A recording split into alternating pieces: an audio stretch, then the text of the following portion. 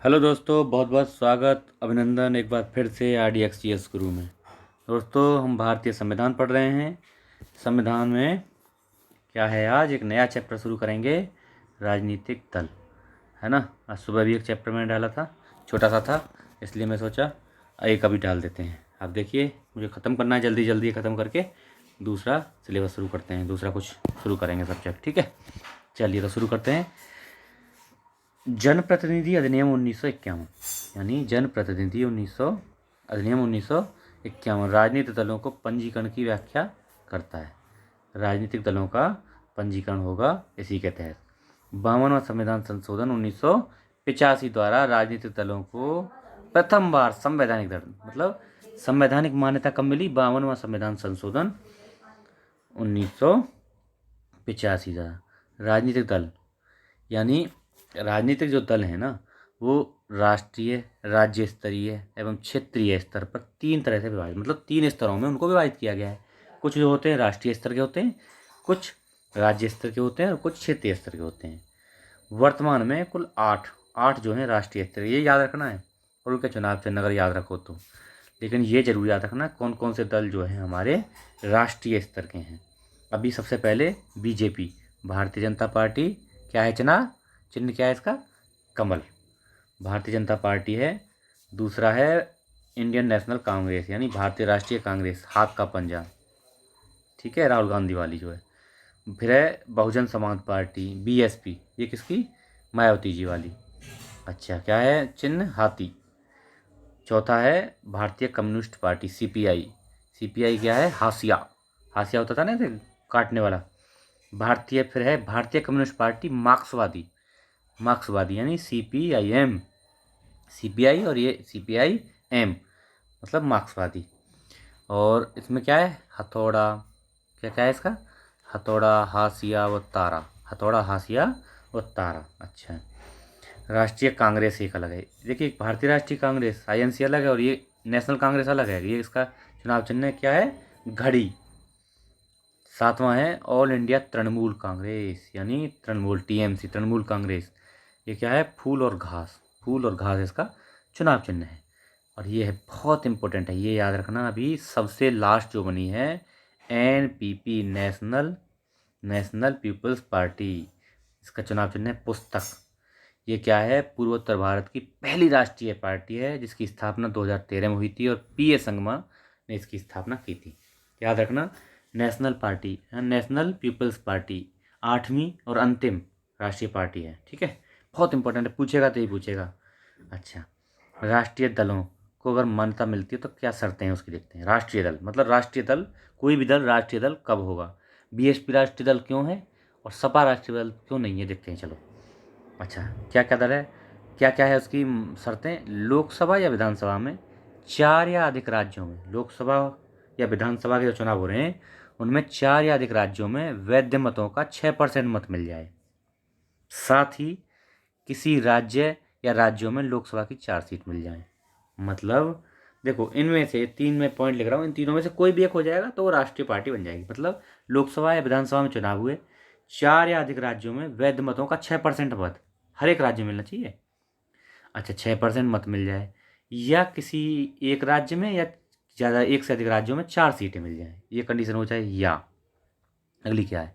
लोकसभा में 2% सीटें, जितनी भी सीटें हैं उनका 2% सीटें, तथा ये 3 विभिन्न राज्यों से प्राप्त हों। ये 2% सीटें जो हैं 3 अलग अलग राज्यों से प्राप्त होनी चाहिए। अगली कंडीशन क्या है? ये मतलब क्या है, ये हो जाए दूसरा नंबर, या फिर तीसरा नंबर हो जाए, ये तीनों में से कोई भी एक हो जाए। कम से कम 4 राज्यों में राज्य स्तरीय दल के रूप में मान्यता प्राप्त हो, कम से कम 4 राज्यों में राज्य स्तरीय दल के रूप में उसको मान्यता मिली हो। अब राज्य स्तरीय दल बनने के लिए क्या क्या शर्तें हैं वो देख लेते हैं। उसके लिए भी शर्तें हैं। विधानसभा के चुनाव में कुल सीटों का 3% या 3 सीटें, जो भी अधिक हो। मतलब विधानसभा के चुनाव हो रहे हैं तो उसमें कुल सीट जो है, कुल जो सीट हैं उनका 3% मिल जाए, या कुल मिला के 3 सीट मिल जाए। इनमें से जो भी अधिक हो वो होना चाहिए। या दूसरा कंडीशन, विधानसभा में कुल वैध मतों का 6%, साथ ही संबंधित राज्य में विधानसभा की 2 सीटें, संबंधित राज्य में विधानसभा की 2 सीटें, या लोकसभा या विधानसभा में कुल वैध मतों का 8% वैध मत।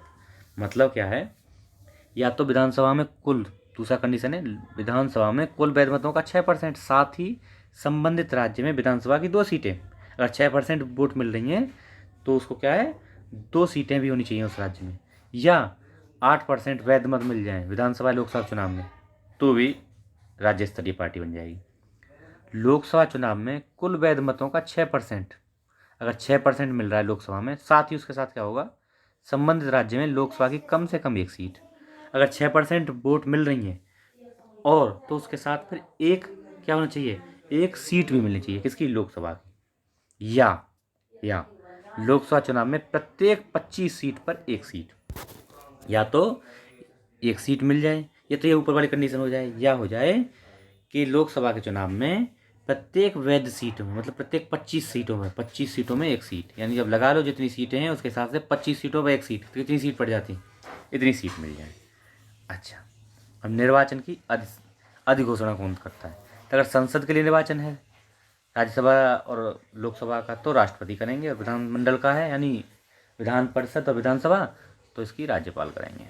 अगला देखते हैं, मतदाताओं के लिए जनप्रतिनिधि अधिनियम 1958। मतदाताओं के लिए जनप्रतिनिधि अधिनियम 1958 द्वारा फोटो, अच्छा मतलब ये क्या है, मतदाताओं के लिए पहचान पत्र की अगर बात करें तो कब है, पहचान पत्र जनप्रतिनिधि अधिनियम 1958 द्वारा पहचान पत्र लाने की स्टार्टिंग की गई। ये थोड़ा लिखना भूल गया हूँ मैं। मतदाताओं को पहचान पत्र शुरुआत हुई जनप्रतिनिधि अधिनियम 1958 द्वारा, लेकिन फोटोयुक्त पहचान पत्र दिनेश गोस्वामी समिति की सिफारिश पर। मैंने पढ़ाया था ना कल आपको कि कौन कौन सी समितियाँ आई हैं चुनाव सुधारों से संबंधित, तो उसमें फोटोयुक्त पहचान पत्र के लिए दिनेश गोस्वामी समिति की सिफारिश पर इसको शुरू किया गया।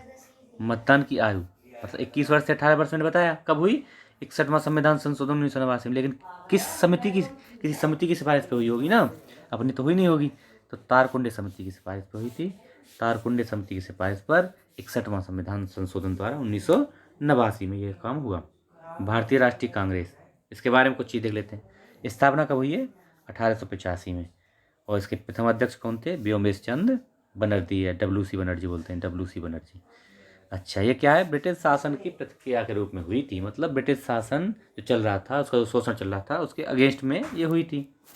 वहीं भारतीय जनता पार्टी की स्थापना 1980 में हुई। प्रथम अध्यक्ष अटल बिहारी वाजपेयी थे। इतना ही आएगा, इतना पूछेगा कब स्थापना हुई, क्योंकि अभी भारतीय जनता पार्टी सबसे बड़ी पार्टी है, तो इसलिए हो सकता है इसकी स्थापना कभी भी किसी एग्जाम में पूछ ले। कुछ अन्य तथ्य देख लेते हैं, क्या क्या है। इंडिपेंडेंट लेबर पार्टी बहुत इंपॉर्टेंट है, याद रखना, क्योंकि स्थापना किसने की है, डॉक्टर BR अम्बेडकर द्वारा की है। कब, 1936 में। इंडिपेंडेंट लेबर पार्टी की स्थापना 1936 में डॉक्टर BR अम्बेडकर द्वारा, इसलिए इम्पोर्टेंट है। अच्छा, भारतीय कम्युनिस्ट पार्टी CPI की स्थापना कब हुई है, 1920 में। इतना ही बस, इतना बहुत है, इतना याद रख लीजिए।